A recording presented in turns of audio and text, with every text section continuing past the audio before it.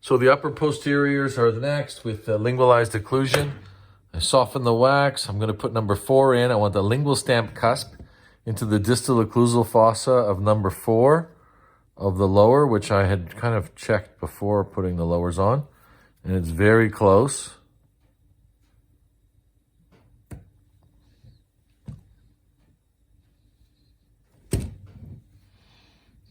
It's very, very, very close. Almost it's basically a tooth-to-tooth relationship. Now, with these Vita PhysioDens or Vita MFT, you have the option of setting tooth marginal ridge or tooth-to-tooth relationship. So they are versatile. Add some wax here. And let's see if we can get this more lingualized than not. So lingual stamp cusp of number 4, distal occlusal fossa of number 5. It's pretty close. Now we're using the 33 millimeter mold, very large, so hopefully we can visualize it, as I've chosen it for that reason. So we're dealing with something more visually. Now you can see I'm hitting base plate here. Imagine if we had base plate all the way down that buccal sulcus, we'd be trimming a lot of teeth. But you know, with the size of these teeth, I'm still gonna have to grind some denture tooth. I'll try to do it quickly. One at a time, in place. Lingual cusp is in the distal occlusal fossa of number 5. Very close. Now, if these lower teeth are flat and on the ridge, I don't really have to worry about anything in the future. I'll be very close to balancing and protrusive, very close to protrusive and balancing contacts. All set up from the lowers on the ridge on a flat plane. And then we'll incorporate some compensating curve for some protrusive contacts in the 6 and 7 region. Maybe some fine occlusal adjustment in the anterior. I'm off screen here trimming a lot of denture tooth because of the reduced vertical here, but this is good practice. I mean, very rarely, you know, or very often I should say, we got to trim a lot of denture tooth to get them in place. I mean, you won't see underneath. And then now number 7 is the last one.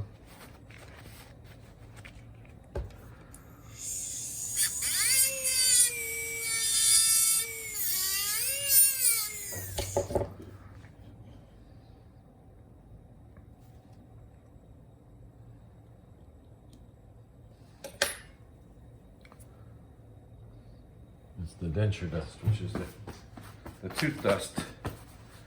Makes the grip a little bit more slippery. The acrylic from the teeth here.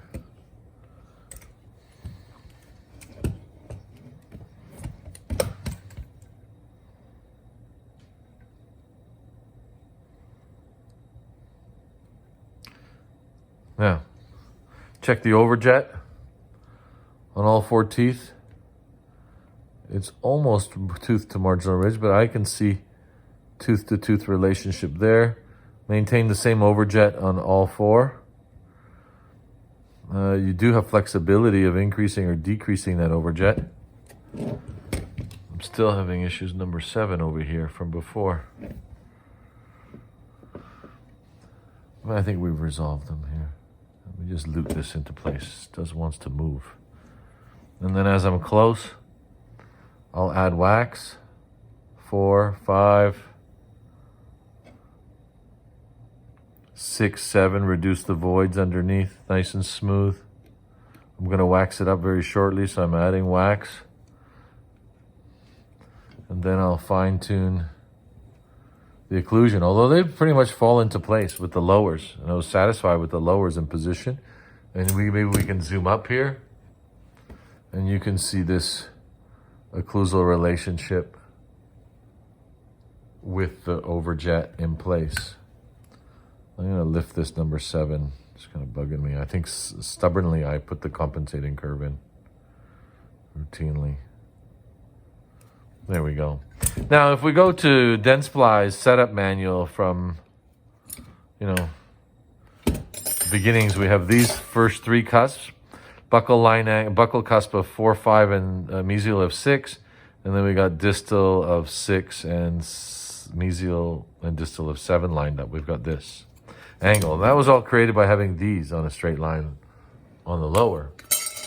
We'll move over to the other side. I'll zoom back out. Apologize if you can't see there because I'm moving around. Reduce the wax.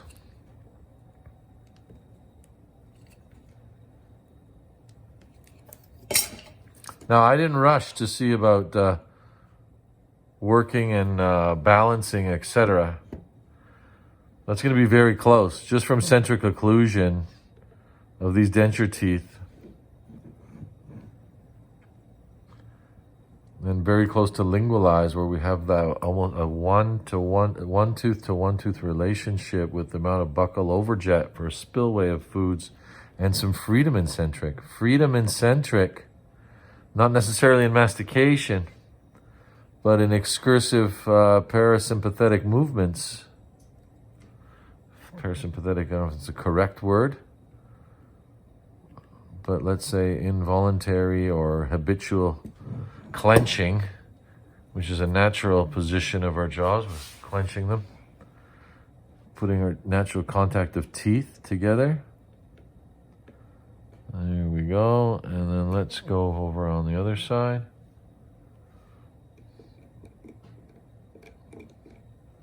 Okay. Soften the wax up. I'm going to trim number 4 pretty substantially to get it in place.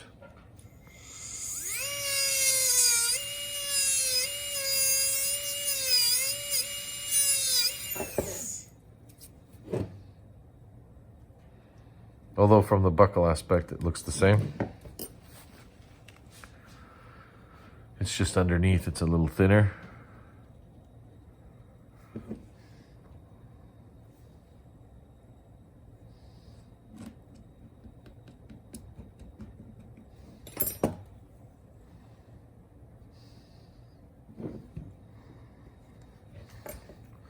Lingualized, I said, eh?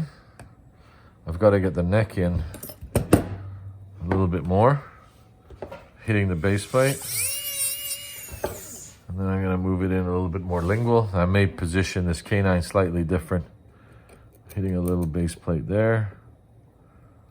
Make sure that wax is molten enough to manipulate the tooth in the wax.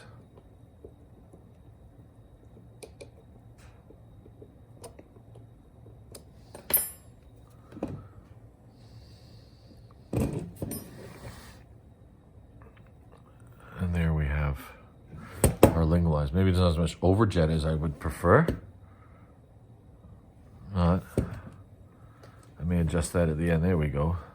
I'm going to have to change this emergence angle of this canine afterward. It's not matching that of the bicuspid, but that's fine. I'm always making some fine-tune adjustments. The other side was okay. I'll probably bring the neck of tooth number 1-3 out to match the emergence of 1-4 out of the denture base.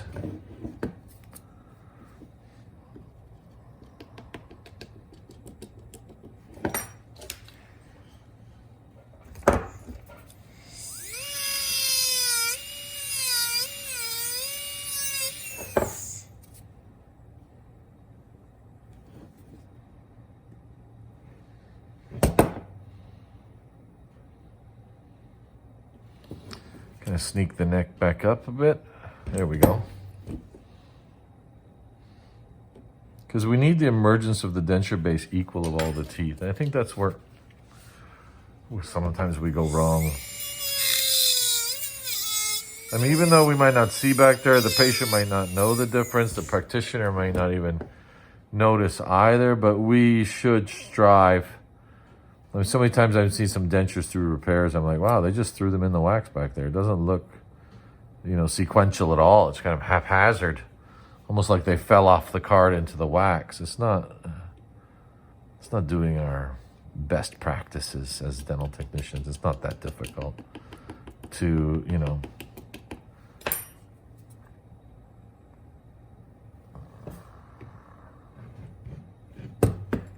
It's not that difficult to spend an extra few seconds and get the right consistent emergence from the denture base of all the posterior teeth without diastemas. There's no need for diastemas here. There's not like we're occluding natural dentition. And one more. I struggled with number 5 here. I'm going to move it up. Double check here. Good. Fell down on me.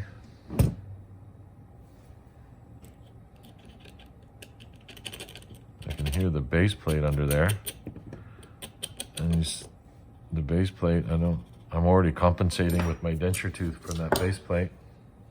Do that again.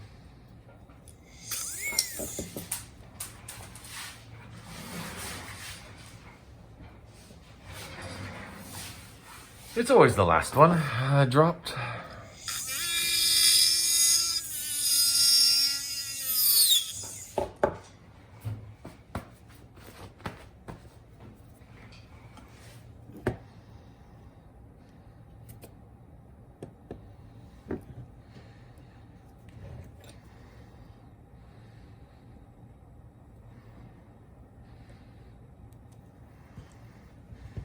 Check the overjet on both sides that are equal.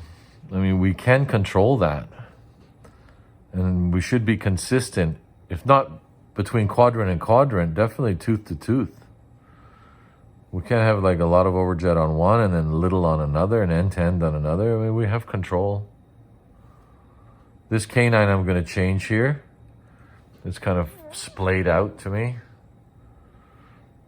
And generally, if I was to check all the setups, it's always with the canine areas. They're the most critical tooth. It's the corner tooth, the segue between the anterior and the posterior.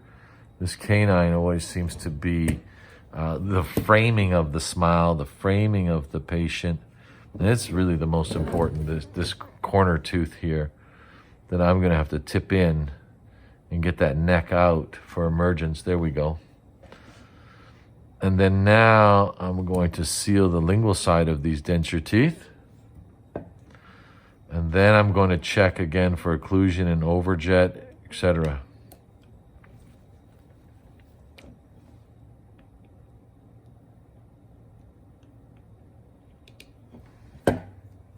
Soften the wax.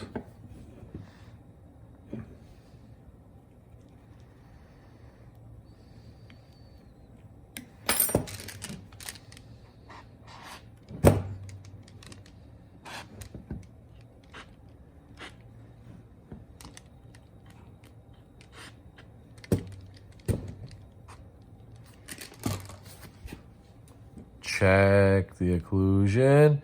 Nothing's hanging. Freeway space is equal all the way around. Occlusal contacts in lingualized is very close, if not all the way there. Check overjet. I may want to increase overjet on this side because I've put a lot of extra on the other side. So I'm just going to bring this out. Oops. A little bit too much there on number 4. There we go. Number 5, let me just tip out a bit. Good. Number 6, bodily, I'll have to move out the whole thing. And number 7 down. And you can see it's easier when the wax is just not too soft, but still pliable to make some small adjustment movements. So I think maybe in a nutshell, get the teeth close to where you want them or where you think they should go, and then fine-tune adjustments after. This number 6 here, we're going to rotate the distal out to maintain that overjet all the way. We check the other side. This side, it seems like number 5 is not the same. There we go. I can check if I have any wax down here. No, that's fine.